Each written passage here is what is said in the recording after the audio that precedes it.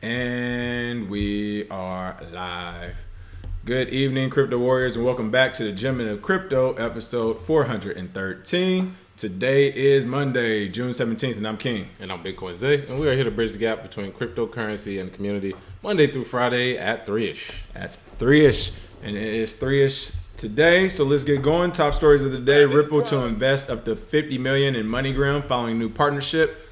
FINRA is stopping up to 40 crypto securities as they wait in limbo for launch. Nouriel Rubini says Facebook's global coin has nothing to do with crypto. Bitcoin markets are now showing greater influence from institutional investors, says JP Morgan. And last but not least, Internet Authority, history of centralized companies being hostile toward crypto. But first, Bitcoin Zay, what is going on with this price? Are we on this race to 10K or what? Oh yeah, looks like we're on the road to 10K for Bitcoin. Looks like a lot of altcoins may be gearing up as well. One of the best things about this market is that whenever the bull market comes, everybody gets excited. But before you get overzealous, do want to take a look at the prices. Bitcoin right now is at $9,300, up 2.5% after a big push this weekend. XRP showing life at 45 cents. Up 4.5% today. Ethereum also getting a big push this weekend as well at $273, up 0.63%. Bcash up to $432, over 0.8% gain on the day. EOS finally cracked that $7 mark, up 1.4%. And the only down coin today is Litecoin at $134, down 1.7%. So a lot of movement in the market. Bitcoin looks primed to hit 10K soon. And a lot of altcoins are consolidating as well, looking to make a push. So good to see. All right, what's going on? Tony Nolly, Christopher Ladd, Richard Terween, Tessa, hello all. What's up? Okay, as we said, top story of the day, boom. Ripple invests up to $50 million in MoneyGram following their new partnership. That is right. Major money transmission network MoneyGram has entered into a strategic partnership with blockchain-based payments firm Ripple, according to a press release on June 17th. As part of their 2-year agreement, the two firms will become partners in cross-border payments and foreign exchange settlements with digital assets. As part of the agreement, MoneyGram will be able to draw up to $50 million from Ripple in exchange for equity. Amazing. But MoneyGram, you do know Bitcoin can do all this without a partner. All without it, yep. but tell us more about this, as you just quoted. I saw the air quotes next to me. Tell me more about this partnership. Oh, yeah. Well, it seems as though MoneyGram will use Ripple's X-Rapid liquidity product, which is a way to make money sent from one place to another instantly for no fees or low fees. And Ripple has the XRP token for these transfers, but supposedly X-Rapid is way faster than fiat currencies. And the MoneyGram chairman and CEO Alex Holmes actually went on to say, through Ripple's X-Rapid product, we will have the ability to instantly settle funds from US dollars to destination currencies on a 24/7 basis, which has the potential to revolutionize our operations and dramatically streamline our global liquidity management. So hopefully this trickles down to all of their users and they can save some money, because we've always said, if nothing else, cryptocurrency, it is competition to MoneyGram, to Western Union, but it will also make their businesses better, because they have no choice but to get into the blockchain crypto game, because that's their whole business, is sending money. And if you can do it faster and cheaper, they're going to look for it. And Ripple seems primed for it simply because they've been talking about it for years. I know people were talking about Ripple doing a partnership like this for years. Looks pretty good for them with MoneyGram. I don't know who still uses MoneyGram, but I'm sure Ripple will find a way for them to, to be able to print off enough XRPs for them to use. So.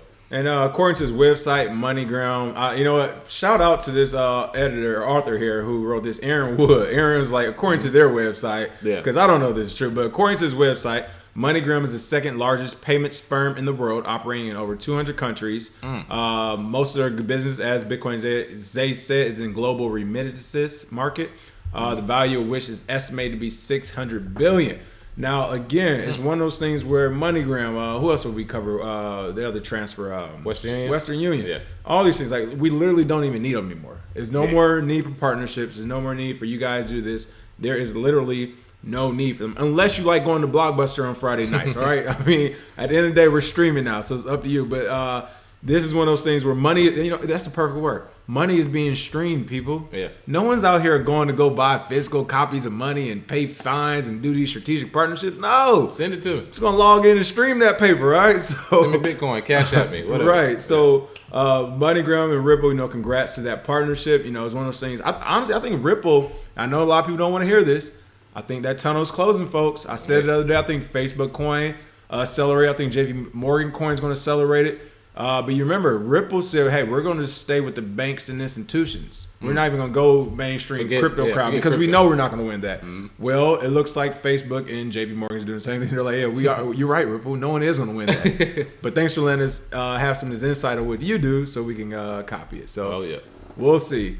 Ripple's partnerships, man, legendary. Hilarious. What's going on, Maximilian Price? Exactly. Maurice Park said, man, big deal. Yeah. Crypto and culture. Hello. All right, you're going to have to pronounce this for me, but I am going to try it. WOCE, peace and power, tuning in from Salvador, Bahia, Brazil. Hey, there we go. We got Brazil. Shout out Salvador. I never got notified this quick when I'm home in Atlanta. Hey, listen, you got to be outside the country. There we go. There we go. Hey, Kasha. Hey, we were waiting for you, Kasha. We put Ripple in this dress. Hey, Kasha is our in-house Ripple expert. But Kasha said, unless you want to pay a $30 transaction fee for Bitcoin. Oh, come on, Kasha. Come on. I mean, listen, it probably is a $30 fee for Bitcoin. If you're moving $1 million, what are you talking about, man? Oh, man, I moved $1 million yesterday and it was only 40 cents. Hilarious. Good on Shinobi 1. Kasha Tariq said none can touch XRP. Is banks SME all money? Oh, is banks same money? Okay, for sure. Nagogia said solid partnership. I remember when Confido scammed people trying to convince everyone they were the next MoneyGram. We've heard it all, man. There we go. Confido, yeah, I remember that back in the day. There we go. Oh, thank you for that. It's WeUC. Thank you for pronouncing it. WUCE, welcome to the show. You might have to do that 2 or 3 more times when you come on, but I'm going to eventually get it. I'm terrible at this. We got you, WUCE. We got you. There we go.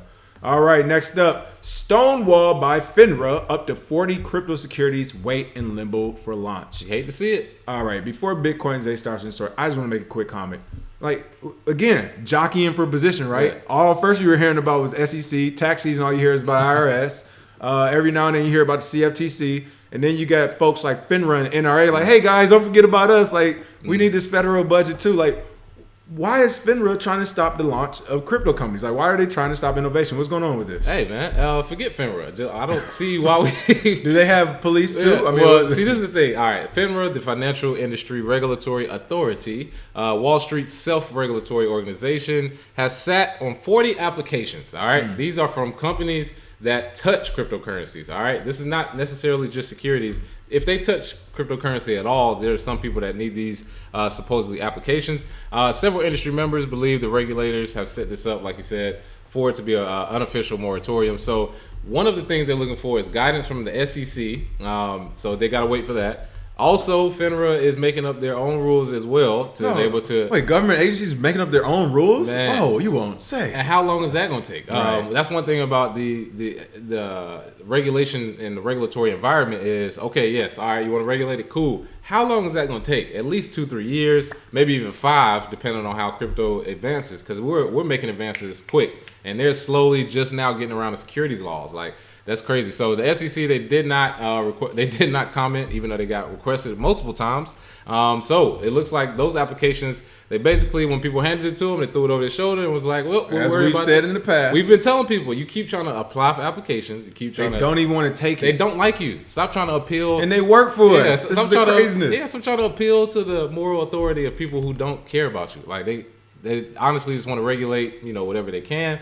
But if you come down, on your knee, please let us operate. Bend thy knee. Yeah, they're gonna literally treat you like that. You come like you weak, they're gonna treat you weak. So honestly, we need more Jesse Powells, more McAfees in the world where they just do their business and say, hey, you gotta deal with it. This is cryptocurrency, has nothing to do with you guys. This is over. So hate to see it, but hey, those 40 companies, they got to do something at some point. And again, this is going back to this goes back to a couple of shows. First, and I think it was in 2018 we went to CIAA. Was it 2018? Yeah. So when we went to CIAA, it's a basketball tournament in North Carolina, folks. We went there in 2018. We had the first crypto booth set up ever, and FINRA was there. And for those who remember, it's still on our channel somewhere.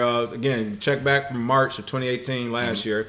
But we interviewed one of the FINRA regulators on the spot. I couldn't put him on camera because he was acting all nervous, scared, and literally his messaging, like, only thing he was saying is we need to regulate crypto. But every time I asked him a question about crypto or blockchain in general, technology, he literally didn't know what it was. Yeah. He literally was like, I don't really understand it. I don't know about it a lot. But yeah, FINRA, we need to get our hands on and regulate. Like, that was his messaging.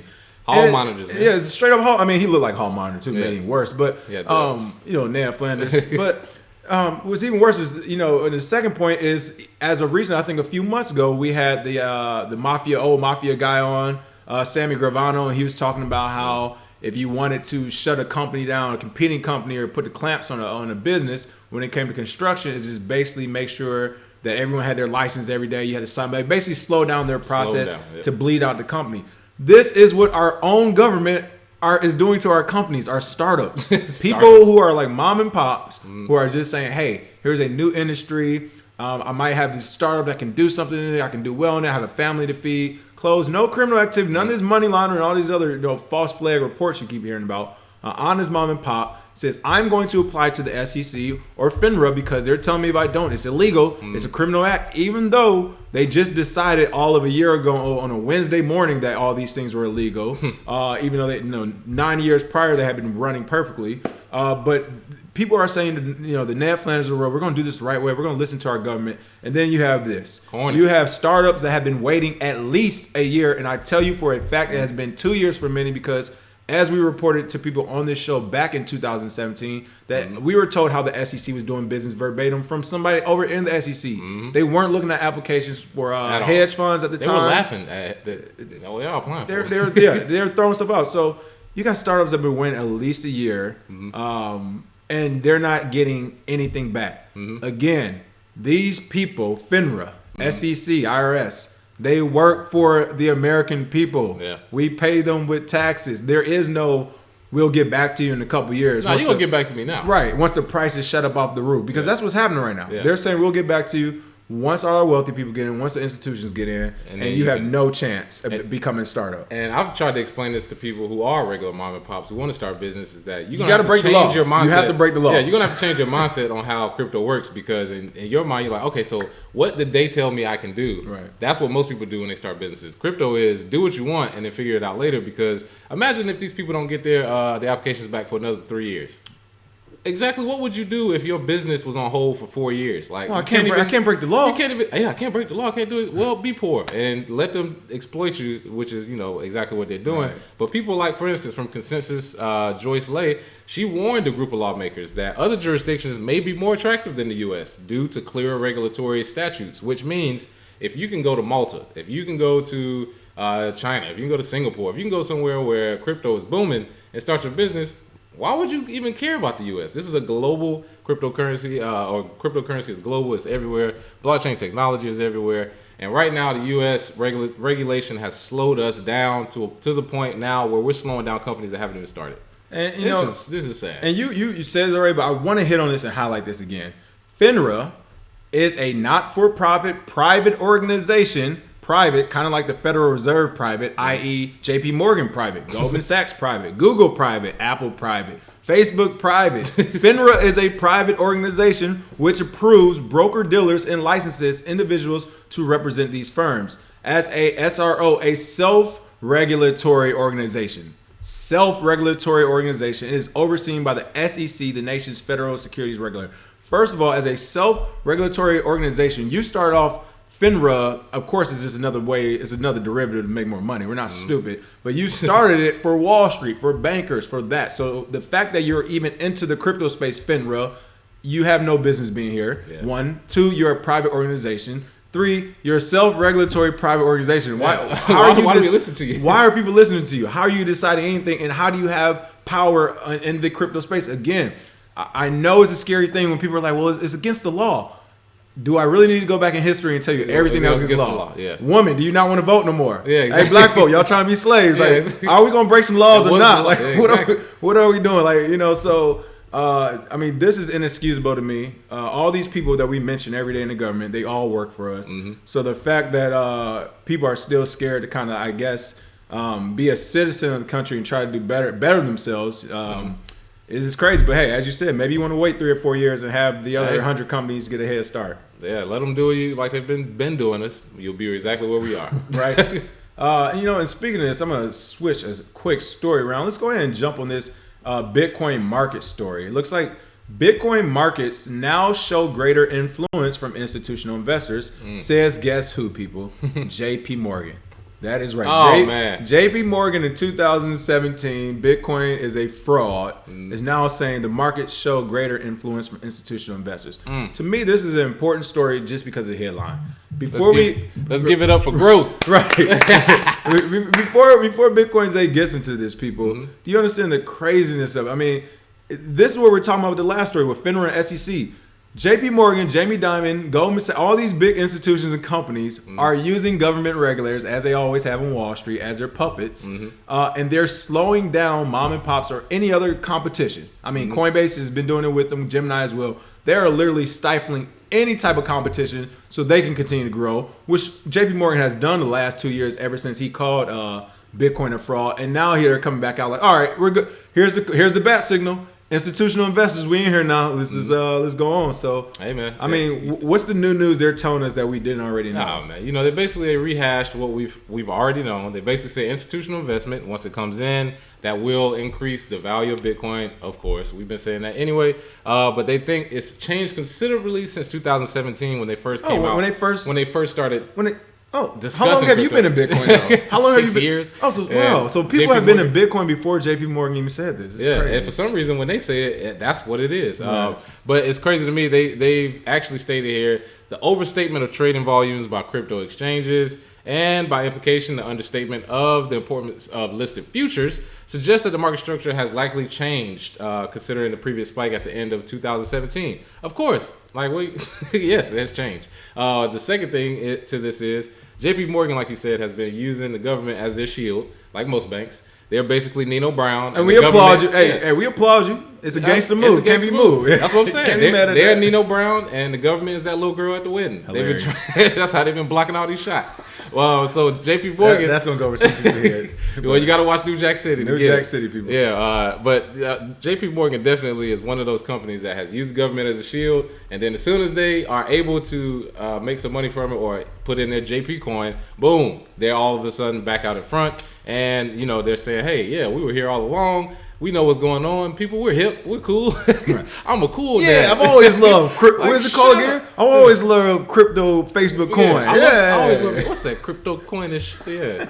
But it's crazy to me that they're coming out with this statement saying the recent phenomena is, you know, great and then whatever. At this point, everybody who watches us has known we've given Jamie Dimon enough dinosaurs of the day and discussed them plenty to know that JP Morgan is doing what they've always done. They are E Corp at this point. They really are literally E Corp at this point, where they're like, oh, these people have some good ideas. Let's steal it, and then let's come out with a report saying, hey, we understand the industry because we've been around. Not only do we give it 5 more years. Not only have we been around, we created this industry. All right. Yeah. Cryptocurrency had been nothing without the likes of JP Morgan and other institutions to uphold the regulatory framework for a strong industry like this. Oh man. Oh my goodness. Can't wait to see it, man. I can't wait to see those commercials. Going along with that next article, Internet Authority. History of centralized companies being hostile toward crypto. Again, people, we keep the receipts. And what's even crazier about this article, you know, Bitcoins, they brought this article up to me before we started. First thing I asked to say, how far back does it go? Yeah. We were laughing. He's like, I think it only goes back like 2017. These are the companies that have already flip-flopped in 2 years, people. Not even, 2 years. Not even a full 2 years, right? Yeah. So, I mean, or I guess a 2.5 years, excuse me. But imagine how they were 3 years ago. 4 years ago, 5 years ago, when some people were entering the space. I mean, they were literally like, forget hostility. This was an all-out war. They were just firing them. So let's run through this because I think it's important that we keep these receipts. This is why we always mention these companies. We mention these people by name because we are telling you every year and a half, 2 years. They're going to try and make you believe we were here. We were there. We did this already. We've introduced the blah, blah, blah when they really haven't. And like you said, it goes back to the end of 2017, beginning of 2018, which is basically the big bull run of December 2017. So what happens in January is Facebook, they started to ban crypto-related ads. If you remember that, we discussed it. Our own advertisements that we have, of course, got banned. Couldn't advertise anywhere, on Facebook, Google, or anything. After that, Visa, they canceled their relationship with Wavecrest, crypto company. Then moving forward into June of last year, everybody remembers the Google ban, where they wouldn't even let you literally could not advertise on Google. Like, if you know anything about SEO, if you can't advertise on Google, you're basically dead right now. So they banned crypto ads, just a blanket ban. Moving on into August, Alipay, they cracked down on over-the-counter payments. And then in October of 2018, Visa and MasterCard classified cryptos as high risk. So they would not allow you to purchase crypto with a Visa or MasterCard for a lot of banks, unfortunately. So that's just 2018. And then you can go into 2019 to show what's been going on this year. You can see this year, the blacklist on Ethereum, trading bans, Amazon, Twitch removing crypto payments, WeChat bans, PayPal reiterates disinterest, CCN just shut down recently, even though, it's more of them as crypto as well.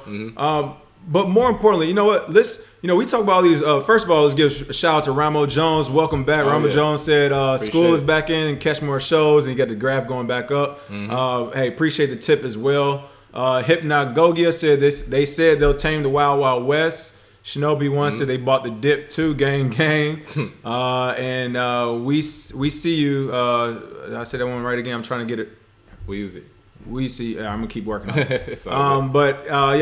They said racing to get there, 0.1 each. A wise man has said it for sure. So the biggest thing with all this, and the reason why we talk about it, and to bring it even home, since you are watching this show, you can bring pardon me again, to bring this back home. All this stuff we talk about regulations and government. We watch other crypto things, and even recently, somebody on Twitter was basically saying like. They were saying they like that some crypto podcasts are very positive. They're all uplifting, and we replied back was like, "Hey, that's because they're not realistic. Exactly. Like, this is not an uplifting market if you're actually in it to make if you're actually in it doing business, which we have been for the last few years. And the reason why this stuff like the SEC, FINRA, NRA, lawyers, all this stuff that we talk about have knowledge in it, we get disheartened by it because it has slowed down our own business, right? We had a lot of whatever things going in the crypto industry before many people, and we had to shut things down because the SEC was giving us directions to say this. Lawyers were saying, FINRA was saying this, the NRA was saying this. This is back to 2016 for us. Again, mom and pops have been suffering, literally trying to start a regular startup, nothing illegal, yet it is very difficult to do when you have the likes of your entire government on the same team as JP Morgan, Gemini, and Facebook, and they're giving the regulators the direction to not let any competition in. I don't care who they are, unless they're already one of the bigger players. So when we see stuff like this, it is very frustrating and disheartening because it's like, unfortunately, because of marketing and people lack of knowledge when it comes to technology in general, and especially cryptocurrency, JP Morgan will end up winning because even eCorp in the show end up doing all right? I mean, they're going to push out that marketing plan. So it's it remains to be seen, but it's crazy that literally every company 2 years ago who didn't want anything to do with crypto are now talking like they are the leaders at the forefront of the whole crypto industry. So like Shinobi said, they bought the dip too. Gang. That's right. You know what it is. Last but certainly not least, we got you know what? Another in-house dino of the day has partially redeemed himself by at least speaking the full truth. Let's give a shout out to Norio Rubini. Oh yeah. Shout out to Growth. So first of all, also known as Dr. Doom, we'll tell you why in a moment. Norio Rubini has been on our side the whole time, people. This is something we talk about a lot of these people. They are just trying to keep the price low for themselves as well. Like really, that's really just put it out. But Norio, noted economist and cryptocurrency skeptic Norio Rubini has said Facebook's soon to be unveiled cryptocurrency, reportedly called Global Coin. Oh my goodness, does that not sound like eCorp? That's the corniest name. Global Coin. Jesus is Christ. Not really crypto. That is right. In a conversation with CoinDesk, Rubini, also nicknamed Dr. Doom for his prediction of the financial crash in 2007-2008, has said, quote, "It has nothing to do with blockchain." Of course, he's speaking about Global Coin. He says, "Fully private, controlled, centralized, verified, and authorized by a small number of permission nodes. So what is crypto or blockchain about it? None." There you go. Yeah, it has nothing to do with nothing. Thank you. At least he told the truth. Is this CoinDesk? CoinDesk, you could have quoted us last week. The last 2 years, you could have quoted us. Again, we talked about Facebook. They got a dozen people pledging $10 million. Bitcoins, they pointed this out earlier. He's like, those are the nodes. That's why they're giving the $10 million. That's how much it costs to run Facebook Global Coins node. Rubini concluded by saying, "In my opinion, public, decentralized, trustless blockchain is a pipe dream. So we disagree on 99% of the substance." So I do get where he's coming from. And it's unfortunate, but kind of piggybacking on what I just said about our experience in this space when it comes to regulators and kind of like that pressure from these unknown laws overnight. I get why he's saying a decentralized trustless blockchain is a pipe dream. It's a pipe dream because you have JP Morgan, you have Facebook, people, you have corrupt government regulators who are literally not allowing you to do the right thing. Because we've seen it work. We've seen Bitcoin work for years. It's just a microcosm of the world. So of course we got to grow to get to that point. But people like Rubini, he's one of those people, like they call him Dr. Doom because of the financial crisis of 07, 08. They make all of their money off of making people scared of what might come. There's a lot of people who do that. They literally sit and wait for times in the financial market, which is natural. Crashes are natural. Right.